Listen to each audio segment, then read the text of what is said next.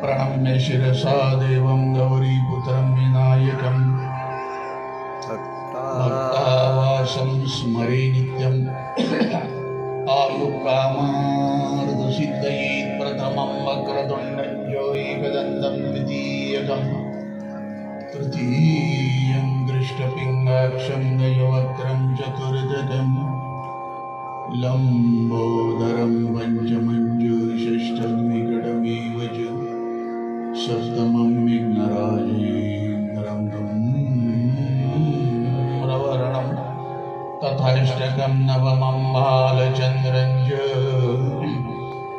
दशमं विनायकम् एकादशं गणपति द्वादशैतु गजाननं द्वादशैतानि नामानि त्रिसन्ध्यं यः पठेन्नरः न च विघ्नभयं तस्य सर्वसिद्धिकर प्रभो विद्यार्थी लभते विद्याधनार्थी लभते धनं पुत्रार्थी लभते पुत्रमोक्षार्थी लभते गतिं जपेत् गणपतिस्तोत्रं षड्भिरमासेरफलं लभेत् संवत्सरेण सिद्धिं च लभते नात्र संशयः अष्टभ्यो ब्राह्मणेभ्यश्च लिखितवायुं समर्पये तस्य विद्यां भवेत् सर्वः श्रीगणेशस्य प्रसादतः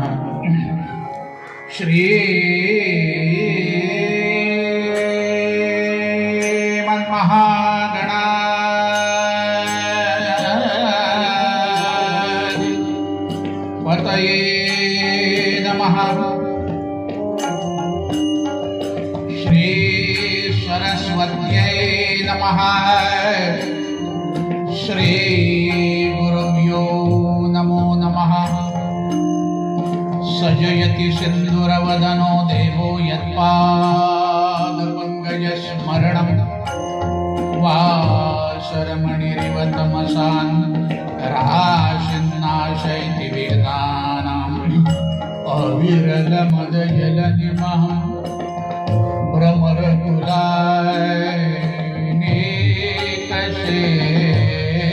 भ्रमरकुलायनेकसेवितकपोलम् अभिमतफलदातारं कामेशं गणपतिं वन्दे या कुन्देन्दुतुषारहारधवलां या शुभ्रवस्त्रावृता या वीणावरदण्डमण्डितकरा या श्वेतपद्मासना या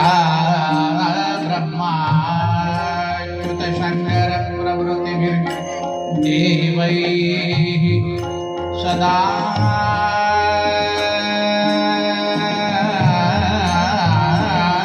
वन्दिता सा मां पातु सरस्वती भगवती दिव्येशजाड्यापः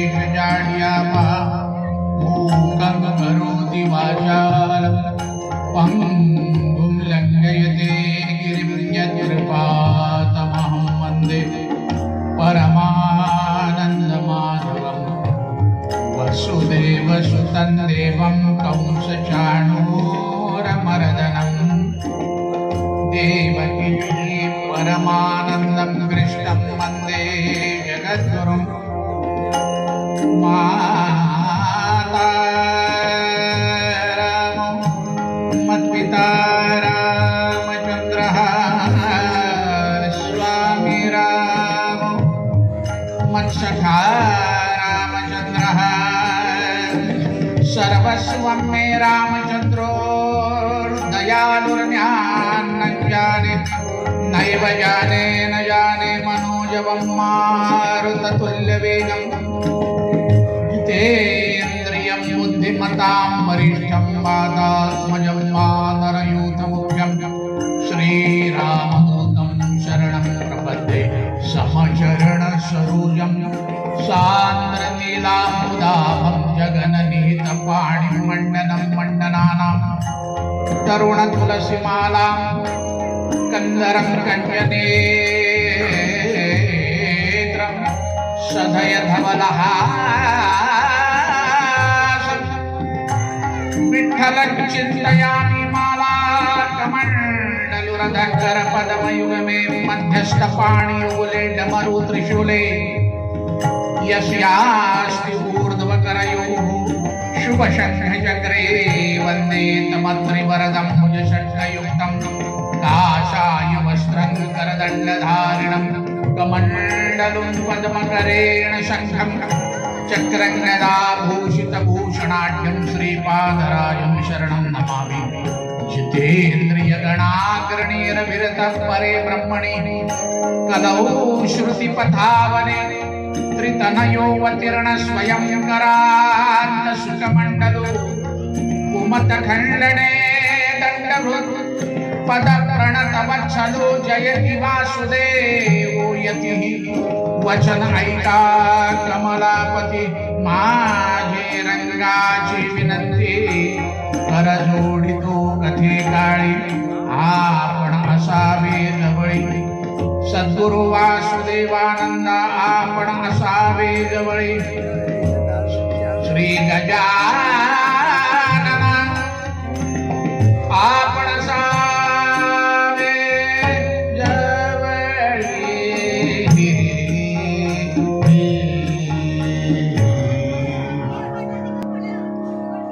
श्रीमन्महागणाधिपतये नमः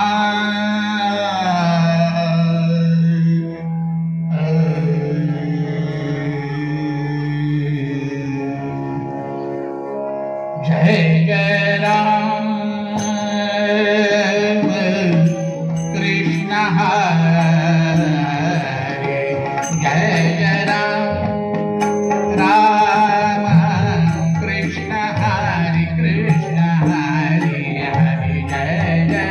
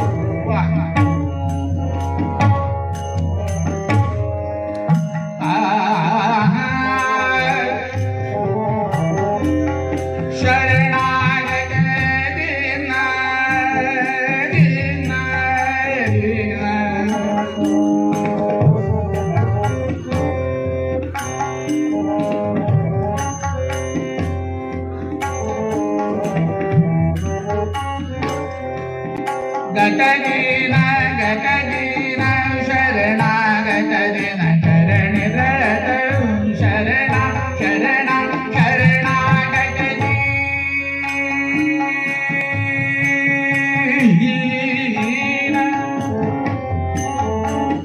शरणागत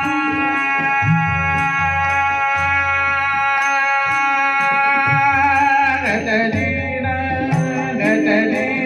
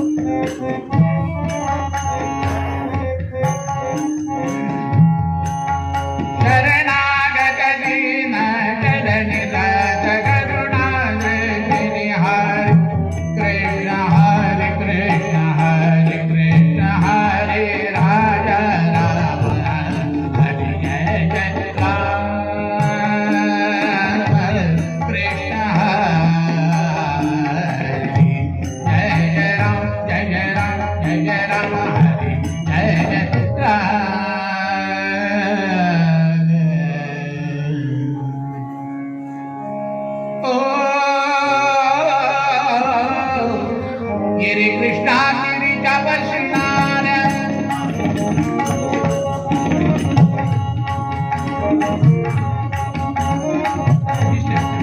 गिरी कृष्णा गिरीच्या बसणाऱ्या कृष्णा गिरीच्या बसणाऱ्या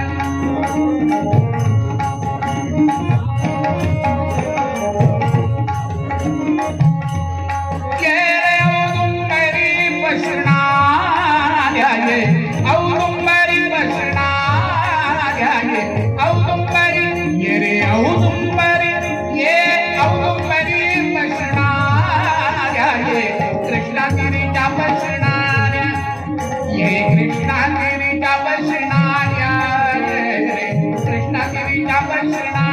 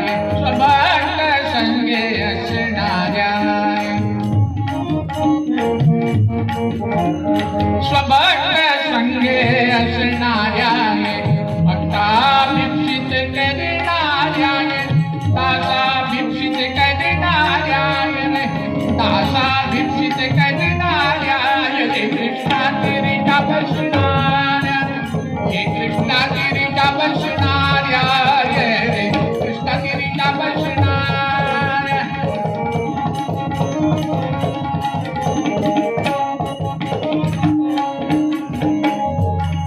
स्मरता दर्शन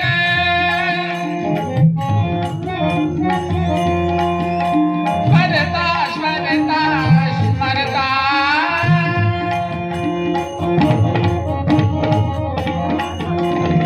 स्मरता दर्शन देणाऱ्या स्मरता दर्शन देणाऱ्या स्मरता दर्शन देणाऱ्या रे वासुदेवाच्या कैवाऱ्या वासुदेवाच्या कैवाऱ्या रे कृष्णागिरीच्या बसणाऱ्या हे कृष्णागिरीच्या बसणाऱ्या रे कृष्णागिरीच्या बसणाऱ्या हे बसणाऱ्या हे बसणाऱ्या हे सद्गुरुराया हे तनी हे सद्गुरुराया हे सद्गुरुराया कीर्तन हे सद्गुरुराया हे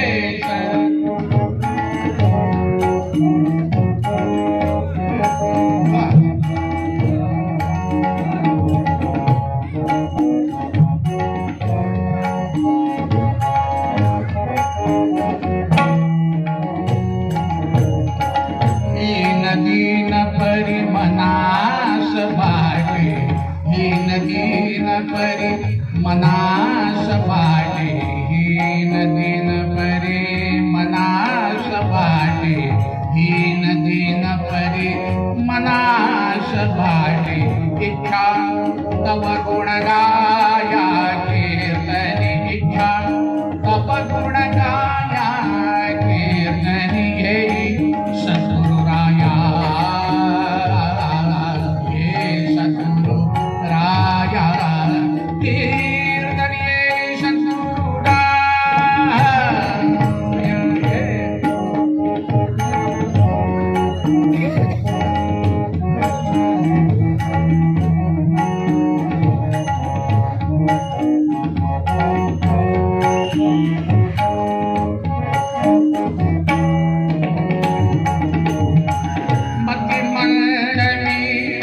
काहीच देणे मती मंडमी काहीच देणे मती मंडमी काहीच देणे मती मंडमी काहीच देणे मती मंडमी काहीच देणे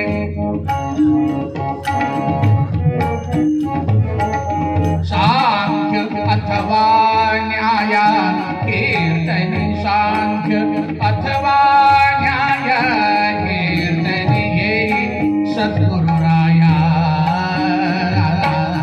हे सद्गुरुराया कीर्तनी हे सद्गुरुराया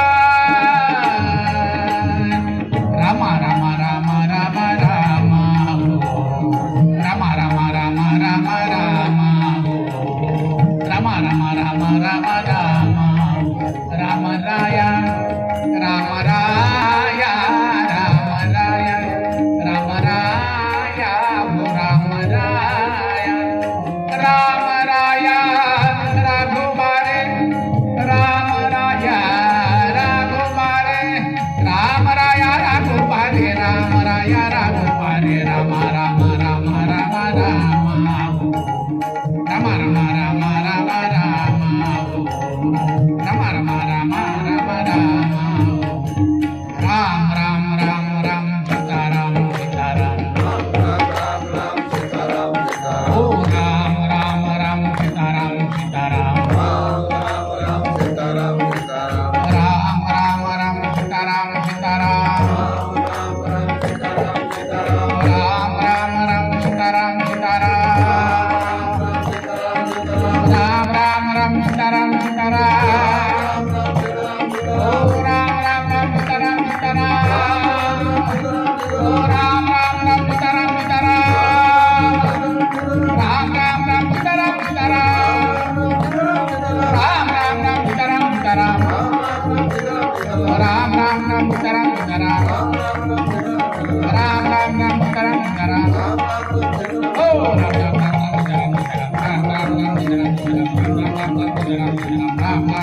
राजाधिराज प्रभु रामचंद्र भगवान की जय। पवन सुत हनुमान की जय। उमापति महादेव की जय। सब संगन की जय। सद्गुरु परमहंस वासुदेवानंद सरस्वती स्वामी महाराज की जय। देवर्षि नारद महाराज की जय। भवानी जगदम्बा माता की जय। कुंडलिका वरुदेव श्री ज्ञानदेव पंढरीनाथ भगवान की जय।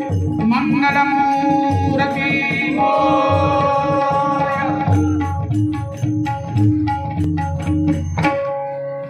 जय जय रघुवीर समर्थ। जय जय रघुवीर समर्थ। जय जय रघुवीर समर्थ।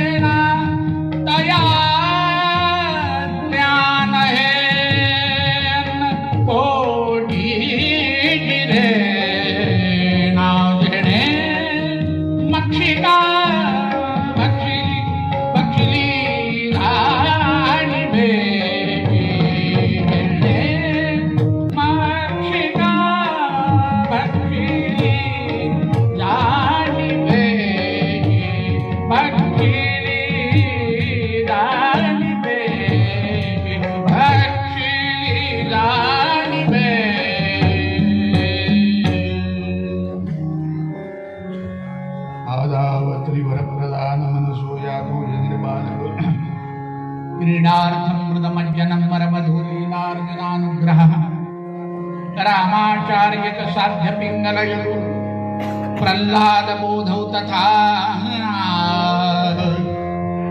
लरिकायुर्वरदानमित्यवगतं श्रीदत्तलीलामृतम् आदौ रूपमरूपते गुणगणे शान्मानवं स्वीकृतम् वर्णाद्याश्रमधर्मधारणमथो श्रीदत्तदेवेद्गुरु तत्संस्थापनतीर्थपादवपुयुक्तुर्यैकविट्स्वार्थिहन् वन्दे ते गुरुवासुदेवयतिराट् सेव्याद्रिकञ्जं परम् ॐ नमः प्रणवार्थाय शुद्धज्ञानेकमूर्तये निर्मलाय प्रशान्ताय दक्षिणामूर्तये नमः निधये सर्वविद्यानां विषये भवरोगिणां नुरवे सर्वलोकानां दक्षिणामूर्तये नमः। सद्गुरु परमहंस वासुदेवानंद सरस्वती स्वामी महाराज की जय। मंगलमूर्ति गजानन महाराज की जय। जय जय रघुवीर समर्थ, जय जय रघुवीर समर्थ, जय जय रघुवीर वासुदेव। आज चतुर्थ पुष्प गुंफित असताना मोठा आनंदाचा दिवस आहे। भगवान गजाननाचा जन्मदिवस। जिकडे तिकडे अखंड भारतामध्ये आनंदाचं उधाण आलेलं आहे।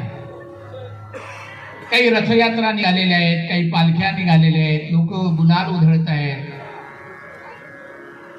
दुष्टांचा निपात करणारा परमात्मा आजच्या दिवशी दुपारी जन्माला आला माध्यान्ह समयी। काय आनंदाला उधाण आलेलं आहे। मंदिरामधल्या घंटा वाजतायत, गजाननाच्या नावानं जयघोष चाललेले। सर्व भारत वर्ष भक्ती रसामध्ये जणू काही डुबलेलं आहे। रिद्धी सिद्धी बाजूला, म्हणजे रिद्धी सिद्धी ही देवता आणि प्रत्यक्ष बुद्धीची देवता म्हणून गजाननाला मानल्या जातो, सिद्धीची देवता मानल्या जातो। असा हा गजानन आजच्या दिवशी जो जन्माला आला, काहीतरी कार्य करण्याकरता परमात्मा अवतीर्ण होतो, त्याला अवतार म्हणतात। परमेश्वराचा जन्म, भगवंताचा जन्म, संतांची पुण्यतिथी आणि माणसाची 14वी, हे महत्वाचं आहे। ठीक आहे, आपण माणसाची जयंती नाही म्हणत, बर्थडे। मराठी अस्खलित बोलता येत असताना सुद्धा दोन शब्द जर त्यामध्ये असे काही घातले की असं वाटतं आम्ही इंग्रजी शिकलो। 90 वर्षाची म्हातारी सुद्धा म्हणते आमची सुनबाई अगदी बेस्ट स्वयंपाक करते। आता कशाला तो शब्द पाहिजे? सुंदर करते, चांगली करते असं म्हणता येत नाही का? सगळी पंच मिसळा भाषा करून ठेवली। पुण्यामधली अस्खलित मराठी, अस्खलित मराठी आता कुठं राहिली मराठी? सगळा बाजार झाला हो। सगळीकडले शब्द येऊन त्या ठिकाणी एकत्र झाले, जे चांगले होते त्यांनाही बिघडवून टाकलं, नाही का? सगळ्यांना समान अधिकार आहे येण्या जाण्याचा, बोलण्या वागण्याचा। पण ही इंग्रजीच का? मग त्या इंग्रजीप्रमाणे वागणंच का? तसा जर बघितला तर या इंग्रजी लोकांप्रमाणे आजचा गजाननाचा बर्थडे बरोबर आहे ना? काही काही ठिकाणी ते एवढं मोठं भलं मोठं काहीतरी ठेवतात, त्याला काय म्हणतात हो? वरती दिवे लावतात। आम्ही तर कधी केलं नाही, पण चांगल्या चांगल्या वेदोक्त ब्राह्मणांच्या घरामध्ये बघायला मिळतं। लाज वाटायला पाहिजे। कुठून आणलं हे सगळी संस्कृती? अरे छान मध्य भागामध्ये चौरंग मांडा, त्यावर गालिचा घाला, 4 कोपऱ्याला दिवे लावा, 16 सुवासिनी असतील तर उत्तम, 5 असतील तर ठीक, नाही तर 2 सुवासिनींनी, 1 सुवासिनींनी ओवाळलं तरी चालतं। भगवान नारायणाचं दर्शन त्याला घडवा आणि सूर्याच्या तेजाप्रमाणे याची बुद्धी तळपत राहू अशी मागणी करा देवाला। हे कापाकापी काय करतात? ते पोरग पुढे मोठं झालं म्हणजे कापाकापीच करतं ना। काय आपली सुंदर संस्कृती आहे महाराज, पण आम्हाला आमच्या भाषेचा अहंकार आहे। आम्ही इंग्रजी शिकलो, अहो इंग्रजी खरं म्हणजे तोंडी लावण्यापुरतं असायला पाहिजे. खरं म्हणजे मातृभाषेला किंमत द्यायला पाहिजे. आपल्या महाराष्ट्रामध्ये मातृभाषेला किंमतच नाही. विचार करा. प्रथम किंमत कोणी दिली? माऊली म्हणतायत, माझिया मराठीची एकवतिके अमृता तेही पैजा जिंके ऐसी अक्षरे रसिके मेळविन. एवढं प्रेम आहे मराठीवर, संतांचं प्रेम आहे. पण तुम्ही आम्ही कुठे पुढत चाललो, कुठे वाहवत चाललो. आम्ही आमच्या भाषेला दर्जाच दिला नाही. कोर्टामधला आर्ग्युमेंट सुद्धा इंग्रजीमध्ये, सामान्य माणसाला कळत नाही.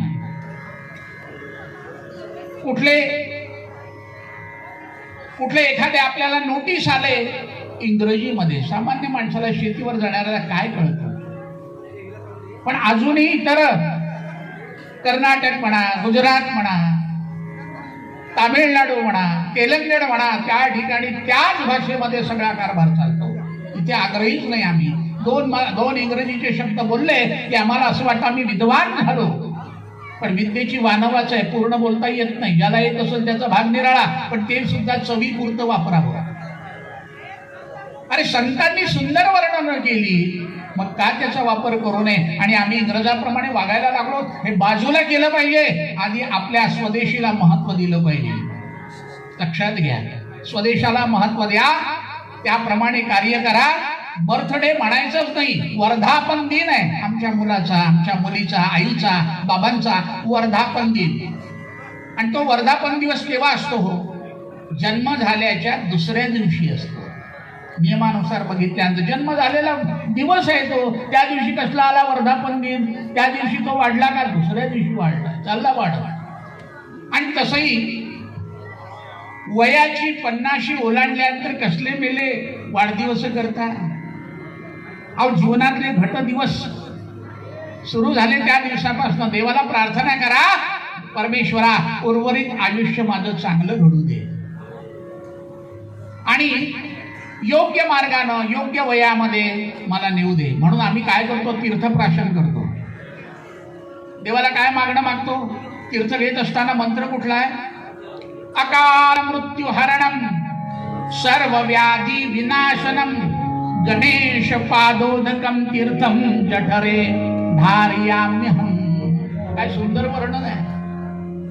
प्रत्येक मनुष्याला काली मृत्यू यावा, अकाली येऊ नये असं प्रत्येकाला वाटतं ना. मृत्यू ठरलाय, भीय सीमा मृत्यू हो. मृत्यूची भीती प्रत्येकाला आहे. इथे बसलेल्यांना, तुम्हा आम्हाला सगळ्यांनाच आहे. का? काही लोकांना असं याच देही याच ओरळा सगळं खायला मिळतो, प्यायला मिळतो, वाटेल तसं वागायला मिळतं. पण आमच्यासारख्यांना का?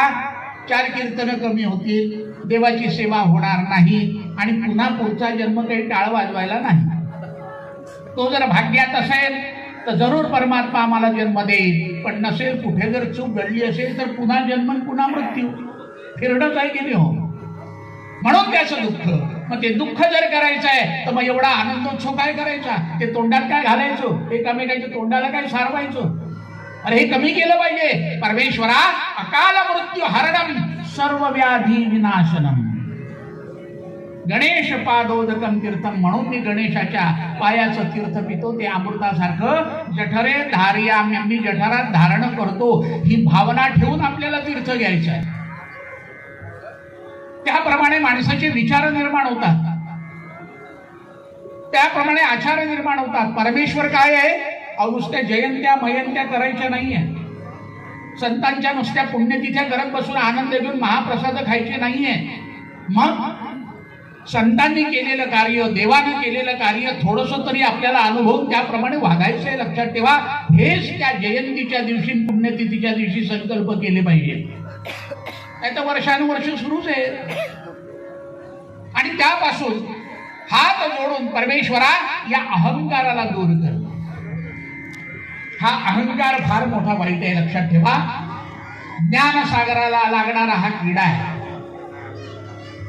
म्हणून ज्यांनी या श्लोकाची रचना केली ते समर्थ रामदास स्वामी यांचं वर्णन करीत असताना, शुकासारिखे पूर्ण वैराग्य याचे, वसिष्ठा परिज्ञान योगेश्वराचे, कवी वाल्मिका सारिखा मान्य ऐसा आणि नमस्कार माझा सद्गुरु रामदासा. जय जय रघुवीर. जगामध्ये अनेक माणसं आहेत, अनेक लोक आहेत, त्यांच्या नावानं आपण जय जयकार करीत नाही. यांनाच का, यांच्याच नावानं जय जयकार का करायचे? कर्तृत्व समोर आहे, कर्तृत्व समोर आहे. नुसतंच लोकांसांगे ब्रह्मज्ञान आणि स्वतः कोरडं पाषाण ही स्थिती संतांची नाही बरं का. आधी केले आणि मग सांगितले. रोज 1200 सूर्य नमस्कार स्वतः समर्थ रामदास स्वामी घालायचे. शक्ती केंद्र निर्माण केली, ही मारुतरायाची मंदिर स्थापन केली म्हणजे काय, नुसतं दर्शनाकरता म्हणून नाहीये. मारुतरायाचा गुण घ्या, शक्तीची उपासना करा म्हणून शक्ती केंद्र निर्माण केली. राष्ट्राला बल दिलं, शिवरायाला बल दिलं. काय अधिकार होता? घरावर तुळशी पत्र ठेवलं. चरित्र जर बघितलं तर काय आहे, मामाच्या मुलीला लग्नाला उभं केलं आणि सावधान शब्द ऐकलं, झालं निघालं. द्विज सावधान ऐसे सर्वत्र विवाह मंगली म्हणती, ते एक रामदासे आयतिले त्या असो तया प्रणती. निघाले तिथून आणि सारं उर्वरित आयुष्य राष्ट्राकरता घालवलं. रामरायाची उपासना केली. 13 कोटी रामनामाचा जप करून रामरायाला प्रसन्न करून घेतलं आणि जगाचं कल्याण केलं. हे ध्येय माणसानं आपल्या डोळ्यासमोर ठेवलं पाहिजे. अहंकारापासून दूर झाले म्हणून समर्थांनी जो मनोबोध लिहिला, तो मनोबोध मुळीच नाही. त्याला नाव दिलं, तो जनबोध आहे. तर त्याला जनबोध म्हणता येईल. त्यांनी स्वतःच्या मनाला उद्देशून सगळं केलं, पण पुढे तो जनबोध ठरला आहे की. इतरत्र कुठलेही ग्रंथ जरी वाचले नाहीत, पण दासबोध ज्यानं वाचला त्याच्या सगळं लक्षात येईल. वागावं कसं, चालावं कसं, बोलावं कसं, खेळावं कसं, बागडावं कसं, किती वर्ष मुलांवर कसे संस्कार करावे, अगदी सगळं लढीवाळ बालबोधाप्रमाणे लिहून ठेवलंय. आता दासनवमी आहेच पुढे, दासबोधाची लोक पारायण करतात. पण पारायण करतात म्हणजे माझा पारायणावर विश्वासच नाहीये. लोक पारायण करतात पण मनोमन समजून घेत नाही. त्या दिवशी पारायण करायचं म्हणून करतात, पण एकेका ओळीचा अर्थ कळतो का आपल्याला? नाही कळत. तो अर्थ जर कळला असता तर आपण त्याप्रमाणे काहीतरी अंशी वागलो असतो का नाही? नाही वागत. कारण प्रत्येकाला कोण्या ना कोण्या गोष्टीचा अहंकार आहे. म्हणून महाराजांनी मनोबोधामध्ये हा श्लोक घातला की जेणे मक्षिका भक्षिली जाणीवेची, तया भोजनाची रुची प्राप्त कैची, अहम भाव या मानसीचा विरेना, तया ज्ञान हे अन्नपोटी जिरेना. त्यांनी दृष्टांत दिला. आणि गंमत सांगू का, खूप वेदांत मांडत बसल्यानंतर एखादा म्हणेल खूप बुवा विद्वान आहे, वा वा वा वा काय वेदांत मांडला. खरं सांगू का, वेदांत कळतोय कुणाला? ज्यांना अभ्यास केला त्याला.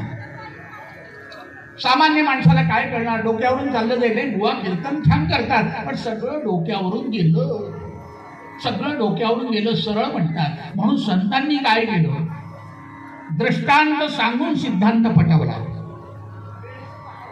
एखाद्या लहान लेकराला ज्याप्रमाणे आपण अगदी छोटे छोटे लढीवाळ बोलतो, मुलाच्या चालीने चालावे, मुलाच्या बोलीने बोलावे, हळूहळू शिकवावे सकल जन. काय लढीवाळपणी श्लोक आहे त्यांचा?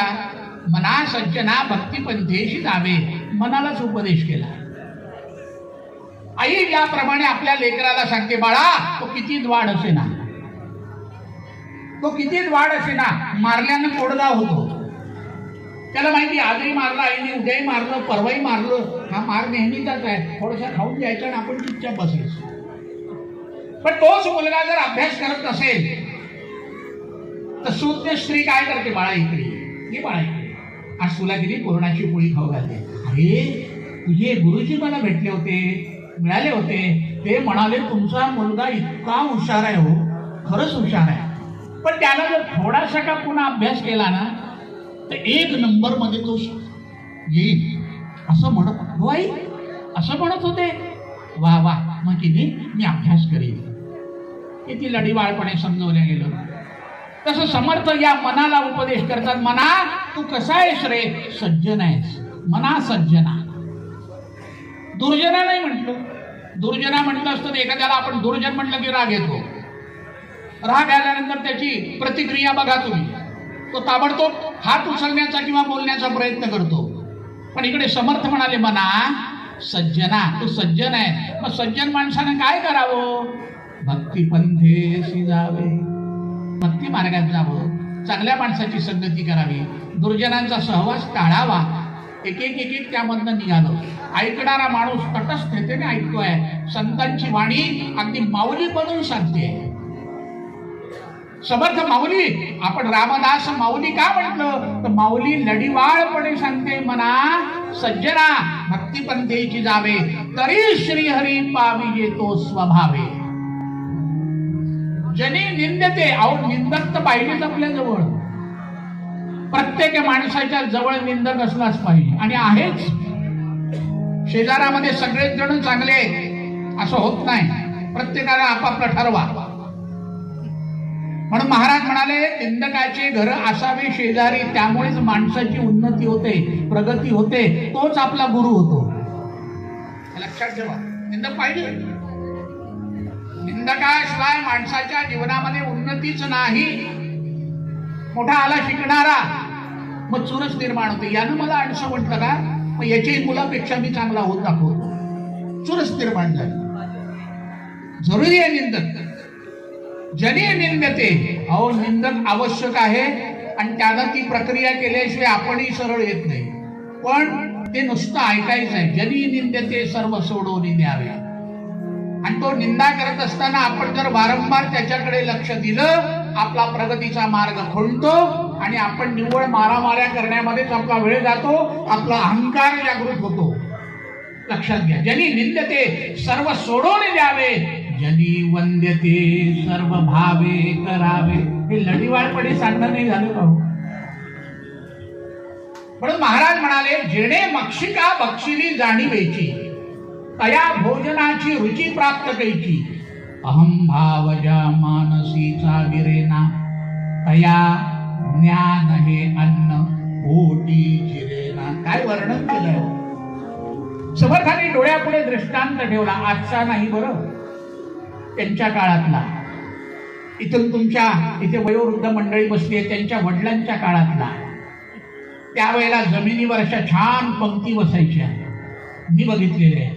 आम्ही स्वतः बसलेलो आहे. आजही बसतो आहोत. आता घराघरामध्ये ते टेबल आले. कोणते? Dining table. काय करा म्हटले बुवा, आम्हीच्या कमरेच्यानं वाकणं. असं कसं वाकणं होत नाही.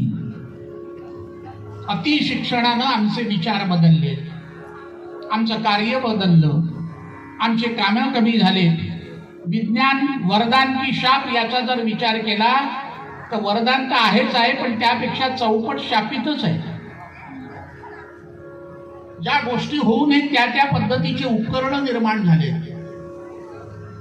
घरामध्ये मिक्सर आलं, त्यामुळे पाटा वरवंटा गेला. दळणाचं जातं गेलं, गिरणी आली. मिक्सर मध्ये काय 2 मिनिटामध्ये, अहो थांबा थांबा थांबा, जेवायला बसू नका, तुम्हाला आत्ता चटणी करून देते. वरतून सर घालून भर तयार. पण तुम्हाला गंमत सांगू का, काही अर्थ आहे का त्या चटणीमध्ये? पाटा वरवंट्यावर वाटून बघा मिरचीचा ठेचा, त्याला कसं तेल आणि तमंग सुटल्यासारखे दिसतात. इथं सगळंच एक होऊन जातं.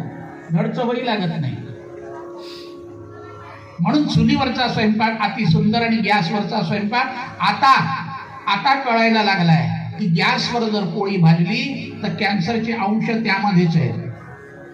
हे कॅन्सरचे जे प्रमाण आहे ना, ती पोळी जी भाजल्या जाते त्यावर ते अंश चिकटून पोटात जे जातं तिथून कॅन्सरचं प्रमाण वाढलं. म्हणून एकदम भाजू नका, वरती काहीतरी ठेवून शेका पोळी. हे सुरू झालं. ठीक आहे, पण एक सांगू, पूर्वी काड्यांचा धूर होता. अगदी सतेज डोळे होते. त्यावेळेला डॉक्टर सांगायची काजळ लावा, आताचे डॉक्टर सांगतात काजळ लावू नका. पण त्यावेळेचा मनुष्य अजूनही म्हाताऱ्या अवस्थेत 80 वर्षाचा माणूस सुईमध्ये दोरा घालतो. हे लाजीरवाणं नाही झालं. तुम्ही आम्ही सगळे आजच्याही काळामध्ये आपल्याला चष्मे लागले तो एवढ्या लहान वयामध्ये. हे लाजीरवाणं प्रकरण झालं की नाही. अजूनही म्हातारा माझे काका 96 वर्षाचे सुईमध्ये दोरा घालायचे पटकन. आणि आम्हाला कुठे चष्मा घराभरी फिरायचं आपल्या घरात आणि तो पाऊस लावायचा. तरी सुद्धा ते किती वेळा घालण्याचा प्रयत्न केला तरी जातच नाही. काय अवस्था निर्माण झाली. सगळं संकरित निर्माण झालं. त्यामुळे त्याचे वाईट परिणाम आमच्यावर व्हायला लागले. वाईट विचार निर्माण झाले. वाईट विचार निर्माण झाल्यामुळे अहंकारही दाटला. प्रत्येक जण म्हणतोय मी श्रीमंत. काय घेऊन जायचं इथे. या जीवनाची इति कर्तव्यता जर बघितली सगळं जागेवर पडणार हे प्रत्येकाला माहिती आहे. तरी सुद्धा इंच जागेसाठी माणूस भांडतो का. अहंकारामुळे. त्यावेळेला पंक्ती बसायच्या. पंक्तीमध्ये सुंदर ताट अगदी त्याच्यावर केळीचं पान. केळीच्या पानामधला अंश सुद्धा पोटात गेला पाहिजे हे विज्ञानच आहे.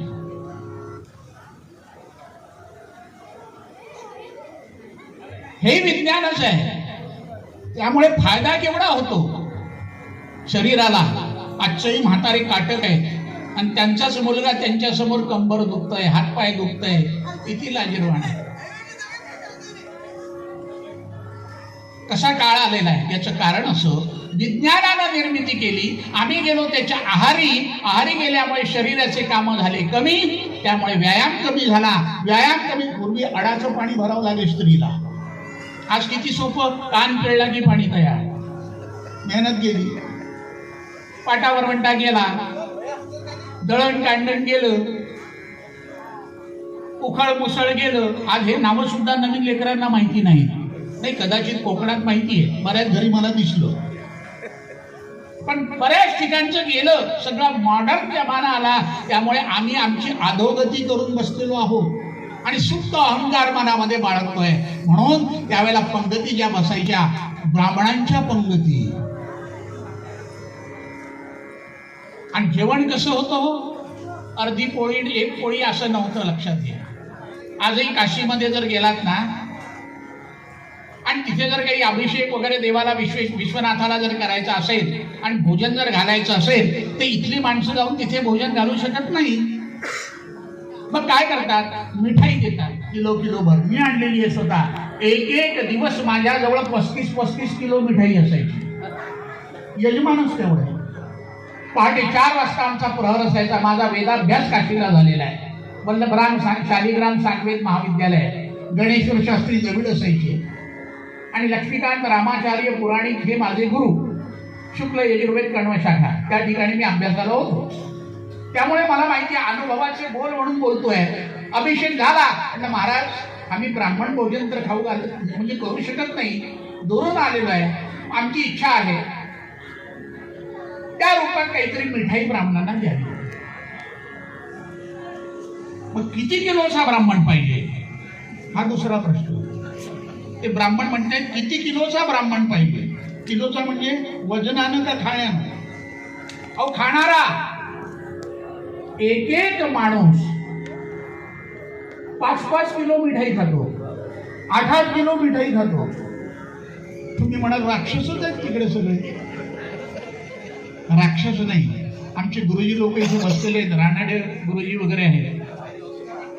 कडाक्याच्या थंडीमध्ये पहाटे 4 वाजता जर वेदाभ्यासाला जर बसले ना म्हणायला एकदा आणि उघडे बंब जर बसले. कडाक्याची थंडी पडली. अहो घामाच्या धारा लागतात.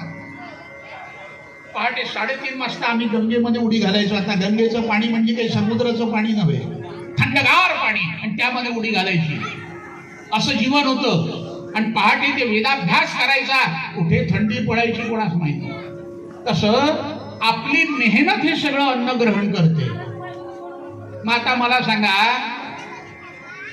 एवढे सगळी ती संथा घेतल्यानंतर एक मंत्र जेव्हा 100 वेळा घोकायचा केवढी मेहनत होते. मग ती मेहनत बोलावते. हा मला इतकं अन्न हवं. तुम्ही म्हणाल एवढे खाता. आपलं काहीच नाही आहे. माशी ब्राह्मणांची पंगत त्यावेळेला बसायची. 50-60 ब्राह्मण, वाढणाऱ्या सुद्धा 9वारी पातळामध्ये वाढायच्या. छान रांगोळ्या काढलेल्या आहेत, उदबत्तीचा घमघमाट आहे. काय आनंदी आनंद तुम्हाला सांगतो. जेवण इतकं व्हायचं की जेवण झाल्यानंतर मग पैसे लागायच्या. हा बोला, 70 लाडू कोण खाऊन दाखवतंय? त्याला 21 सुवर्ण होऊन मिळतील. तुम्ही म्हणाल वा किती खोटे बोलता हो तुम्ही. काळ कोणता आहे, आज सोन्याची किंमत किती झाली? अहो आता झाली. इथे वयोवृद्ध माणसं बसलेले, इथून 60-70 वर्षाच्या आधी सोनं काय होतं? कशाला 50 वर्षाच्या आधी सोन्याची किंमत किती होती, पण घेणारा घेऊ शकत नव्हता. आज वाढलंय सोनं. त्यावेळेला 21 होऊन जो कोणी खाऊन दाखवेल 75 लाडू, त्याला 21 सुवर्णाच्या मुद्रा मिळतील. झाले 4-5 जण तयार. जेवढं पोटभर जेवल्यानंतर, आकंठ जेवल्यानंतर पण आम्ही खाऊन दाखवू. बसले आहेत सगळे. प्रत्येकाजवळ 75 लाडू ठेवले. 5 जणांजवळ सुवर्ण होऊन समोर ठेवलेले, सगळी मंडळी बसलेली आहे. म्हटलं बघा, खाऊनच दाखवतो. आणि खाण्याला प्रारंभ झाला. तुम्हाला सांगतो मी, खात असताना एक जण 50 पर्यंत गेला. 2 उचके आल्या. म्हटलं आता नाही जमत, जाऊ दे, हरला. दुसरा 55 कसे बसे संपवले, आता नाही जमत. तिसरा 60 पर्यंत पोचला. मी खातो, मला आणा मुद्रा समोर. आम्ही अजून दोघं बाकी आहोत. तुमचं झालं म्हणजे झालं का? खाऊन दाखवा ना पुढचे. नाही म्हणलं आता याच्या उपर नाही जमत, नाही जमत. चौथा जो होता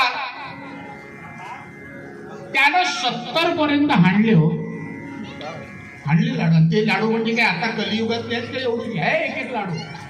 दाखवते पोटात कोणाला माहिती का भस्म्या रोग झाला होता. तेवढे लाडू त्यानं खाल्ले. म्हणलं हे माझंच आहे, ठेवा माझ्यासमोर. तर पुढे बसलेला एक जण होता, तातोबाची मळी, हातापायच्या काड्या, देहाचा चंबू, डोक्याची सुपारी, अशी ज्याची अवस्था. तो म्हणतोय मी आहे ना, थांबा. हो, काही काही लोक खातात. माझ्याजवळ अजूनही एक ब्राह्मण आहे नागपुरात, 35 पुरणाच्या पोळ्या खातो.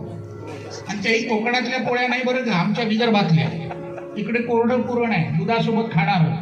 आणि तिकडे ओलं पुरण, हा असा गोळा आणि एवढूसा अगदी सप्प्याचं ते पुरण, त्याच्यामध्ये ते भरायचं आणि त्याची पोळी ह्याची जाड, त्याच्यावर तुपाची झारी, तूप ओतायचं.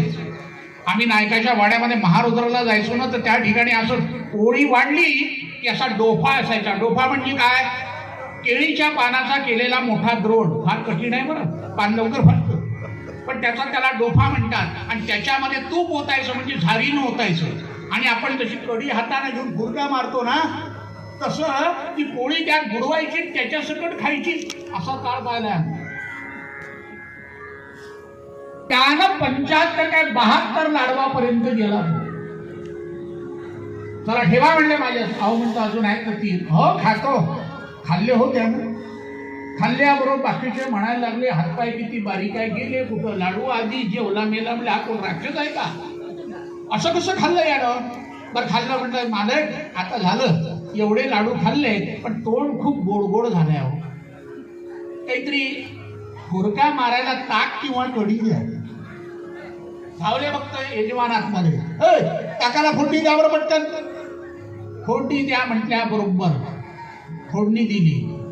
त्यामध्ये जिरं घातलं, थोडीशी कोथिंबीर घातली, मिरच्या घातल्या. आता त्या मिरच्या थोड्याशा करपल्या. आणि याचं दुर्दैव काय, दैववशात त्यामध्ये माशी जाऊन पडली. ती नेमकी याच्याच वाटीमध्ये आली. यानं जो मारला फुरका आणि याच्या पोटात जशी गेली, तो हात धुवायला नळावर गेला ना, भाड भाड भाड भाड ओकला. सगळे लाडू बाहेर, सगळे लाडू बाहेर. समर्थांनी तिथेच टिपलं. समर्थांनी तिथेच टिपलं. ज्या पोटामध्ये 75 लाडू जाऊ शकतात, त्या पोटामध्ये एवढीशी माशी जाऊ शकत नाही. ज्ञानरूपी सागराला अहंकार रूपी माशी जर शिवली ना तर ते ज्ञान वाया जातं, काही अर्थ नाही. ज्ञानासोबत नम्रता असायला हवी. मी घणापाठी आहे, माझ्यासारखा कोणीच नाही, हे चालायचं नाही. जगामध्ये अनेक पडले आहेत हो, आहे ना. अहो विद्या ही कधीच संपत नाही. आम्ही जरी कीर्तनकार झालो तरी विद्यार्थी तशीच हो. तुम्ही म्हणाल बुवा 60 मध्ये पोहोचले तरी विद्यार्थी, हो विद्यार्थीच आहे. जीवनभर माणूस, परिपूर्णता कोणाचीच नाही. अहो संपूर्ण वेद एकदम शिकता येत नाही, म्हणून 4 मोठी वेद दिलेला आहे. गुरुचरित्र बोलत आहे आणि प्रत्येकाचे अधिकारी वेगवेगळे केले. ऋग्वेद, यजुर्वेद, सामवेद, अथर्ववेद, त्याच्या शाखा तयार झाल्या. आणि आम्ही काय केल्या मूर्खपणानं आमच्याच शाखेमध्ये भांडणं लावले. या शाखेचं त्या शाखेचं मत नाही, आम्ही अमकी आहोत, ते तमकी आहे, मग याचं लग्न त्याच्याशी नाही, त्याचं लग्न याचे. काय लावलंय नाटक. ब्राह्मण आहोत ना, ज्या घरामध्ये ज्या वेदाची उपासना केली त्या वेदाचे ते ऋग्वेदी, यजुर्वेदी, वेद एकच आहेत ना. मग हे काय मध्ये पोट जाती निर्माण केल्या, त्यामुळे लग्न होत नाही, मुली पडलेल्या आहेत तशाच. इतर चालतील पण ह्या चालत नाही. माध्यम दिन कणवाला नाही, कणव माध्यम दिनाला नाही, ऋग्वेदाला माध्यम दिन नको, ऋग्वेदाला यजुर्वेदी नको, त्याला अपस्तम. काय लावलंय नाटक. मुसलमानाची चालते, खेदानं बोलतोय, लक्षात घ्या. आजचा काळ तसाच आहे. मुली पळून चालल्या इतरांच्या घरी, आपल्या घरी एवढे अधिकारी आणि आपण मार दाखवतोय आम्ही संस्कारी आहे, पण आमच्याच घरची मुलगी आम्हाला लाथ घालून तिसऱ्याच्या घरात जाते, याला संस्कार म्हणावे. आम्हाला गरीब नकोय. पहिल्यांदा आल्याबरोबर पहिले विचारतात पॅकेज किती आहे, काय चाटायचं आहे ते पॅकेज घेऊन. अरे पायाचा गुण जर उत्तम असेल तर करोडपती होईल, नाही तर काही संसार करणारे लोक नाहीत का जगामध्ये. कितीतरी पोरं असे पडले आहेत आपल्या समाजामध्ये. हे सगळं सुप्त अहंकारामुळेच आहे.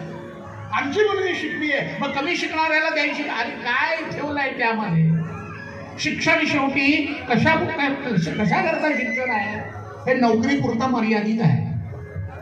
एकदा नोकरी आटोपली, रिटायर झाला, काळं पुत्र कोणी विचारत नाही. राम सुद्धा म्हणता येत नाही, लांब लांब म्हणावं लागतं त्यावेळेला. काय भगवंत म्हणतात आता कुठे गेली मस्ती.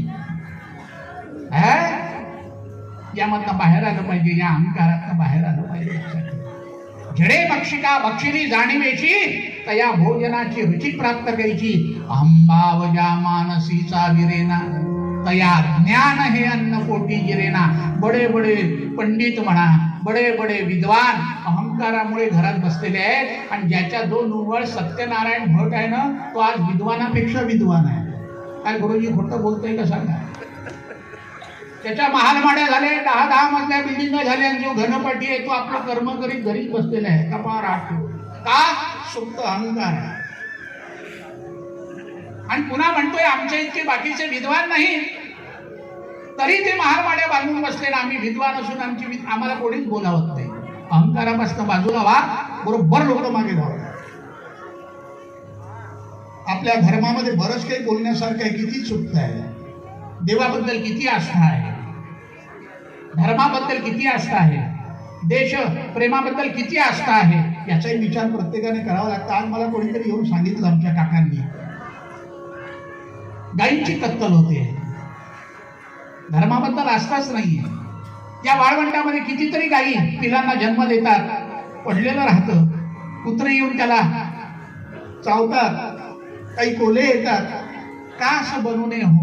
कोणीतरी पालन करण्याकरता घरामध्ये त्यांचं वय झालं की सरळ आता खाऊ घालायला काही नाही म्हणून बाहेर मोकळं सोडून देतात. ज्या गायीनं आयुष्यभर तुमच्या मुलाची सेवा केली, ज्या माऊलीनं ती माऊली बनवून घरातल्या लेकरांना दूध पाजलं, तिला जेव्हा बाहेर काढतात ना, ती अशी घराकडे पाहते आपल्या. काय निर्दयी लोक आहेत. इतके दिवस यांच्या घरावर मी प्रेम केलं आणि आज मला घराच्या बाहेर लोटताय. कुठे गेला आपलं धर्म. की जी गाय जिनं गोरूप धारण केलं आणि प्रत्यक्ष परमेश्वरापाशी जाऊन साकडं घातलं की या जनाचं कल्याण व्हावं म्हणून अनेक अवतार झाले.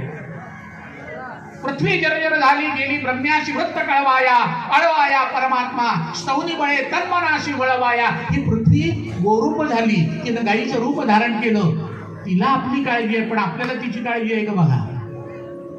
आहे ना. हे सगळं अहंकारामुळे. अरे आपल्यातला पैसा का जात नाही गो संरक्षणाकरता. तेही आपलं कर्तव्य आहे. म्हणून अहंकारापासून बाजूला झालं पाहिजे. म्हणून नेहमी आम्ही म्हणतो माय बाप दोघा जीवेची मारावे, माय बाप दोघा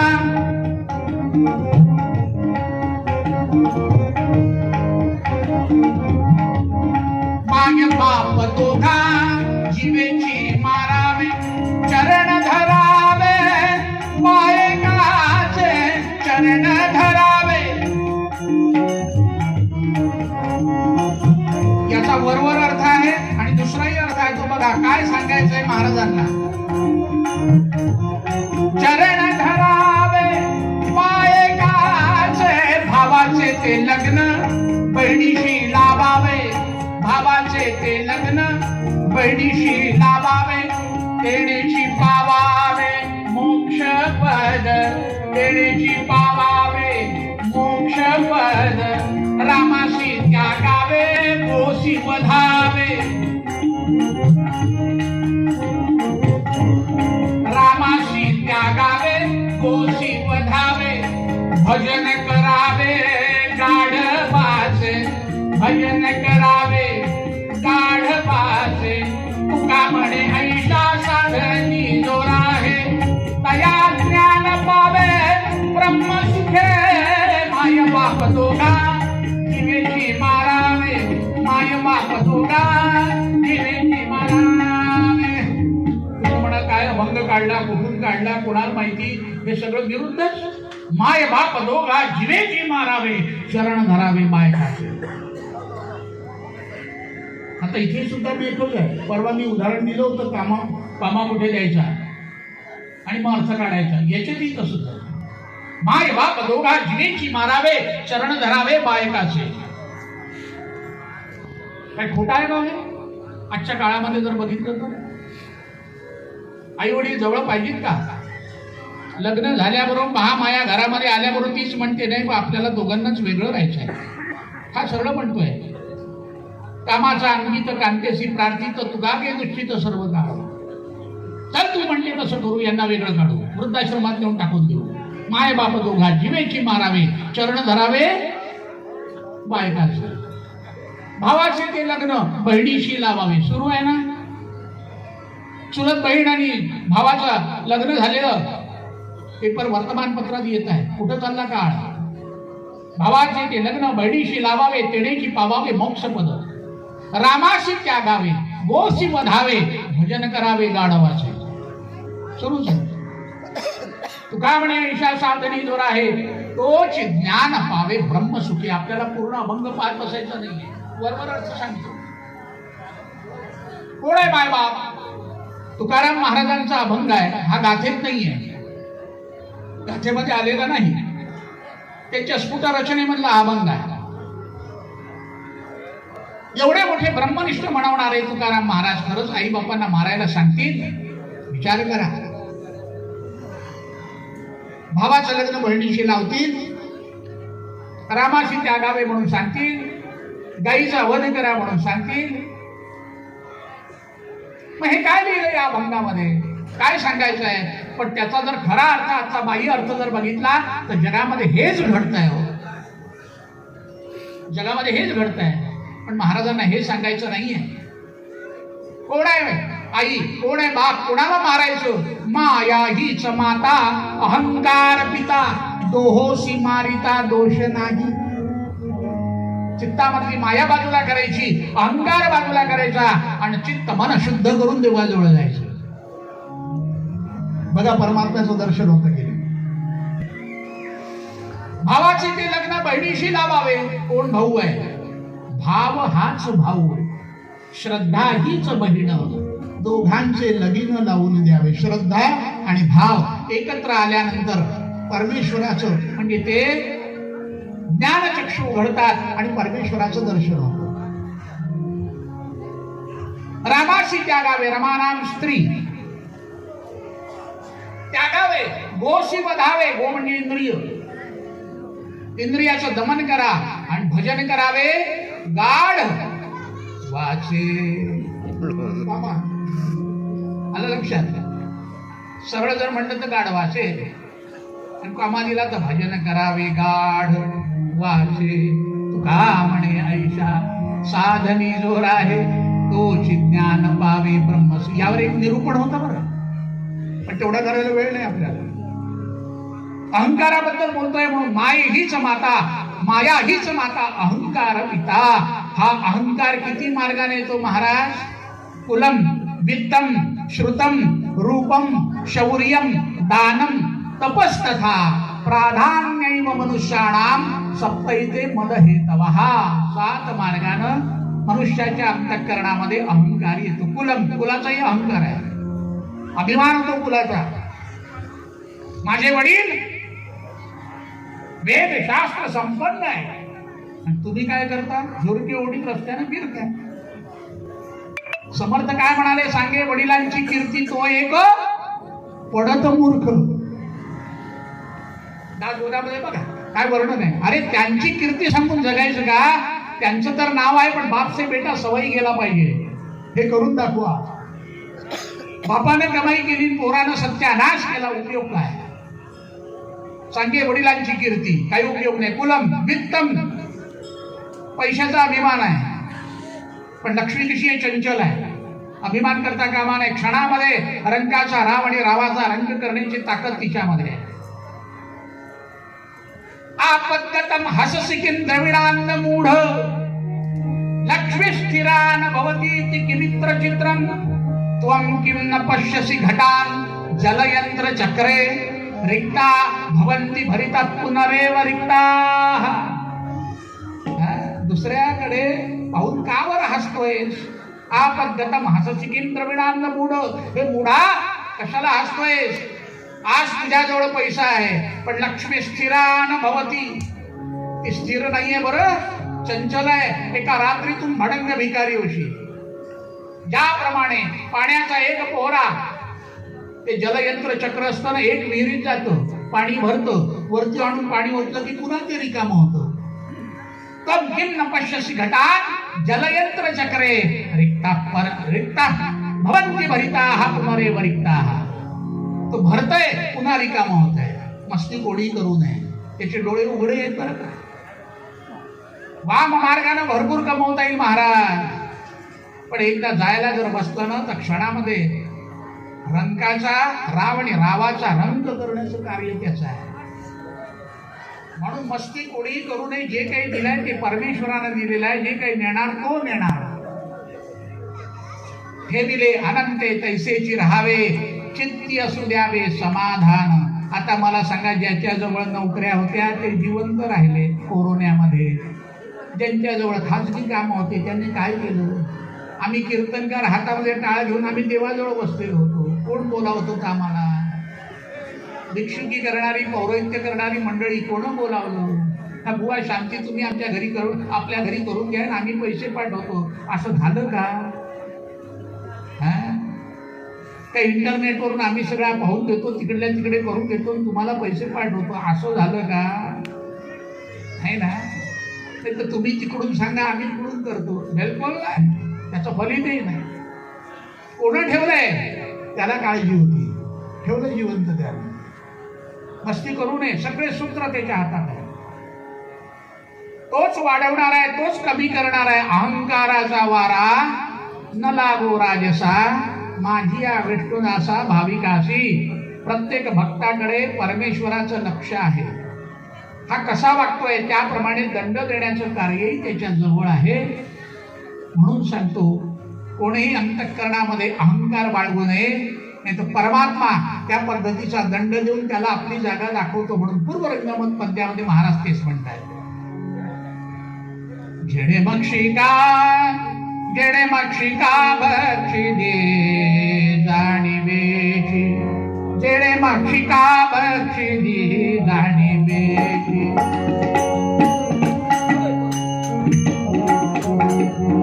जेणे मक्षिका भक्षी दे जाणीवेची, या भोजनाची रुची प्राप्त केली, या भोजनाची रुची प्राप्त केली.